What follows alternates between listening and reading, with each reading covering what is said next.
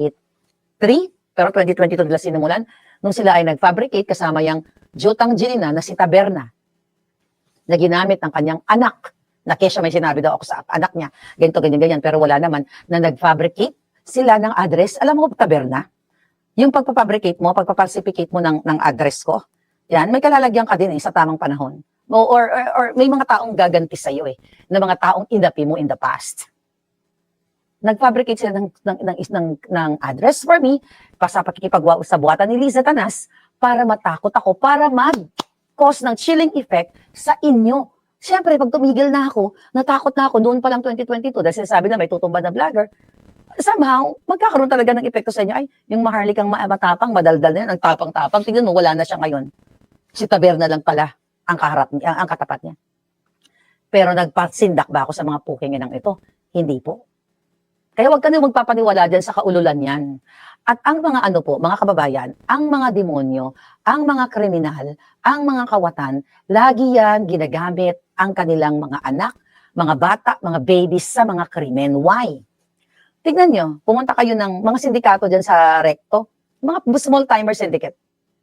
Yung may mga hawak na mga, di ba yung mga bata, ginagamit sa pagpapalimos, binibit-bit. Although yung iba talaga dyan, mga individual yan na desperado na sila, wala na silang ibang option kundi malimos, at that's nakakaawa talaga. Pero yung mga small timer na sindikato, okay, na, anong tawag dito?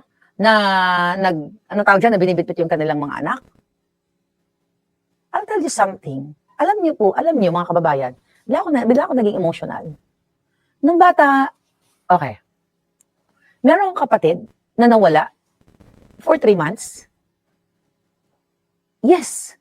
High school po ako noon. Bata pa yung kapatid ko nung nawala siya, mga, I think 8 years old.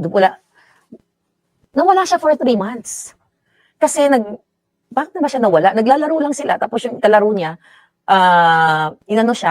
in-invite, siyempre mga bata, pumunta sila sa, napunta sa Project 8 yun napunta sila, naglaro lang yung mga bata. Nawala yung kapatid ko for 3 months. Hindi ko pa maramdaman yung sobrang sakit nun kasi bata pa rin ako nun Nawala siya. 3 buwan. Alam niyo po kung saan siya napunta? I think first time ko lang kinuwento sa inyo. Napunta siya sa Luneta, dyan sa Maynila. Ginamit siya ng sindikato para mamalimos sila. Kaya alam ko yan, ginamit siya ng mga sindikato. Buti na lang, mayroong nakakita sa kanya. Nako, nakalimutan ko na yung pangalan. Na isang concerned o matinong tao na nakita yung kapatid ko. Na parang, kasi hindi naman siya mukhang pulubi. In fairness sa kapatid ko, maputi yun Maputi siya, maayos. Siyempre, kapatid ko yun, di gwapo. Di ba? Ngayon, nakita siya ng isang tao na nagbansa, boy, parang ganun. Saan ka nakatira? Hindi alam ng kapatid ko. Ay, 7 lang siguro, wala pang 8. Grade 1, ganyan-ganyan. Hindi alam ng kapatid ko alam niya yung lugar, pero hindi niya exactly ma-explain during that time yung exact address, pero alam niya yung lugar. Actually, hindi lang 7, kasi hindi pa nag-aaral yung parang, magbagi-grade 1 siguro, very young. My God, 3 months, alam mo ba kung saan namin? Hinahanap namin lahat, punta kaming Cubao, lahat ng Quezon City, lahat po ng tulay, inikot namin yan, pinasok namin, hanap lang yung kapatid na. Hinawakan siya ng ng sindikato para mamalimos. Diyan sa Quiapo, sa kung saan-saan man. Ang thank God, nakauwi yung kapatid ko. After 3 months, gaano kasakit sa magulang na nawawala yung anak mo at kapatid for 3 months. Kaya alam ko yung sindikato dyan, yung mga small-time syndicate na ginagamit yung mga bata. Yan yung totoo. Now, balik tayo sa issue. Nakwento ko na yata dati sa inyo yan Okay? Kaya, buti na lang, nung time na yon siguro, hindi pa talaga talamak yung... Kasi nung time na yon wala pa masyadong, konti lang ilang lang yung isang taon, 2 taon. I know. 4 years yata, yung alamang ng edad ko sa kapatid ko. But anyway, mga kababayan, wala pa masyadong pulboronic noon. Mary Jane pa lang ang uso noon. Okay? Kaya buti na lang nakabalik ng buhay yung aking kapatid. Ngayon, mga palangga, balikan natin tong issue natin. Okay, sabi ni Barbers, it is very obvious that these vloggers who want to destroy my name, my brothers and Quadco members are well organized and paid. Sige nga, magpakita ka nga, Barbers. Kung bayad kami ng mga vloggers. Magpakita ka nga, total nasa inyo naman ang intelligence fund. tunay na mga intelligence. Andyan, nasa tiyan lahat ni Lisa. Biyakin mo yung tiyan niya. Sa tiyan mo rin. Sabi niya dito, they said, these are paid groups tasked to spread lies. Maybe their employers, the POGO operators, and drug lords are hurting because of the ongoing Quadcom investigation. Really? Ulitin ko. Ang tunay na POGO operator ay si Marcos Jr. at si Lisa Canas. Isinasara nila ang mga POGO na hindi sa kanila para sila ang mamamayagpag. Yan dapat ang imbestigahan ng Kongreso, pero wala na po tayong pag-asa sa Congress. Wala na rin tayong pag-asa sa Senate. Ang last resort po natin ay EDSA Shrine. Ang last resort po natin ay mag-ere kayo ng inyong sentimiento, dumami kayo ng dumami dyan sa EDSA, punuin nyo yung EDSA, today's day 6, tuloy-tuloy yan, kasi ang sabi ng mga kapulisan at ng military na hindi general, na hindi nakakatanggap ng envelope, they are waiting for you people na magbaha kayo dyan sa EDSA para sila ay sumali sa inyo. Bakit ganun ang statement ng mga military na nakakausap natin, mga puting ahas natin at mga nakakausap nila MJ? Kasi somehow, takot din sila. Actually, they're not takot eh. Inaalala nila ang kanilang mga pamilya na the moment, kunyari ngayon, mag-aklas o lumabas si Juan Pedro, si Captain 1, 2, 3, 4, 5, 6, 7, 8, 9, 10. Tapos, konti lang yung tao. So, i-court martial sila o kung anong gagawin sa kanilang parusa dahil sila ay nagsalita sa kanilang opinion ng kanilang paninindigan na hindi na tama dahil may adik na presidente. Hindi ba nag-release ng statement si Browner na kung gusto magsalita ng mga military about their political opinion, tanggalin daw nila yung uniforme nila at umalis na sa serbisyo. Kita ninyo, even our military men, ang ating mga policemen ay oppressed din ng kanilang mga superiors. May mga pamilya din yung mga yan. Kaya nga ako naman, ang sinasabi ko naman sa mga military at mga polis na mga matitino, okay? Hindi kayo kasali sa galit at mura ng mga taong bayan.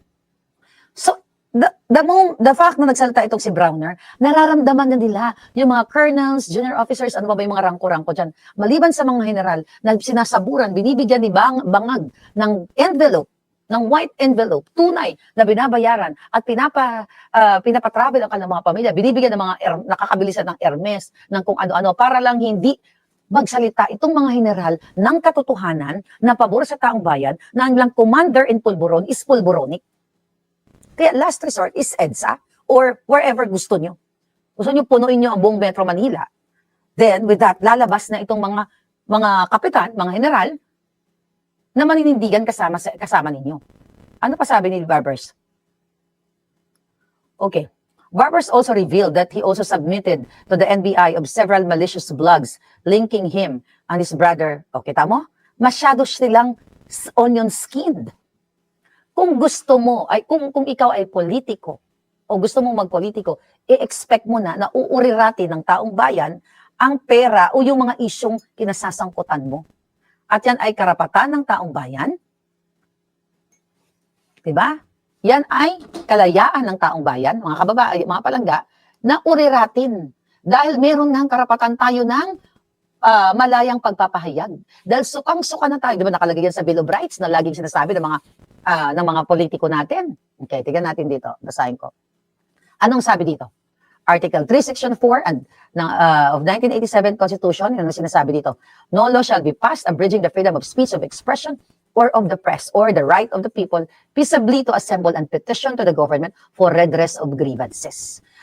Karapatan ng taong bayan, mga kapalangga, na ipahayag ang kaputaputahan, ang pagnanakaw ng mga king-inang ito na magsalita dahil kalayaan natin mag-express ng ating saloobin, ng ating opinion, ng ating nararamdaman na base doon sa mga nakalap na mga balita na si Barbers at iyang kapatid ay sangkot sa pulboronic activity. Ngayon, bilang isang mamamayan, dahil concerned ka sa buhay ng iyong mga anak, di ba, na masira ng pulboronic, magbibigay ka, mag-express ka ng opinion. Forget about the freedom of the press. Kasi even sila, wala naman din silang freedom dahil karamihan sa kanila ay nasungal-ngalan na ng envelope. And that's what you call envelopmental journalism. Tatahimik yung mga putang inang yan, basta may envelope. Diyan galing po ang term na envelopmental journalism. Ngayon, yung karapatan natin, yung sinasabing peaceably to assemble and petition. Yan ang nga yung ginagawa natin. Nag-a-assemble peacefully. Peacefully. you compare the assembly ng EDSA Shrine o EDSA, tawagin na lang natin na EDSA Friday or EDSA Black Friday group. Yun na lang siguro. Dapat every Friday or every day nandiyan kayo. EDSA Black Friday group kunyari. Okay? Peaceful yan eh. Yung mga pumuntang mga makakaliwang grupo sa Malacanang, hindi ba nagbugbugan doon? Di ba yung mga pulis, sinapak nila? Hindi ganun. Alam niyo, mga palangga, naaawa ako sa mamang pulis na yun, na sinapak-sapak nila. Hindi tayo ganun. Ang tunay na Pilipinong mamamayan gustong pagbabago, ayaw namin ng bugbugan kasi yung mga pulis yan, kawawa yan, may mga pamilya din yan. What if kung kapatid o anak mo pala yung mga pulis na yun? Nakita niyo sa Manjola? Hindi naman nag-provoke yung mga polis. Yung mga rallyistang makakaliwang grupo, nakasabwat yan. Mga tauhan, mga supporter yan, nila Castro, nila Brosas at yung Manuel, yung mga putang inang yan. Yan ay kilala naman na sila ay makakaliwang grupo at convicted mismo yang si Castro. Ha? Sa recruit ng mga kabataan ngayon, mga kabataan doon sa Mindanao. Now, what? Ito yung kalayaan natin na pagpapahayag. Babawiin sa atin, mga kababayan. Saan na kayo tutungo? Wala na tayong opinion. Hindi na tayo pwedeng magsabi, ay oo nga, mukhang kabatan nga yung pukin ng inang yan. At ang inang mga kongresista na yan, saan kaya sila kumuha ng milyon-milyon? O bilyon-bilyon. Na pinambili ng mga luxury cars ni Abante, ni Kimbo, yung dalawang yan.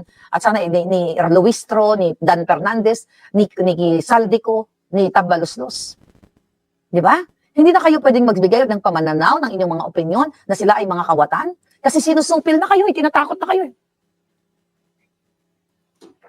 Wala na po tayong pag-asa again sa mainstream media dahil tinitwist na nila yung balita. Ang GMA, I think the ZRH, tinitwist nila nang pumunta daw sa EDSA, 70 lang katao. Kaya sinigawan sila ng mga tao doon day 5 natin na ang GMA, na bias media, di ba? 70 katao, really?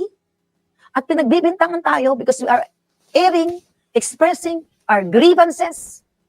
Anong sinasabi nila? Ay, bayad yung mga tao doon.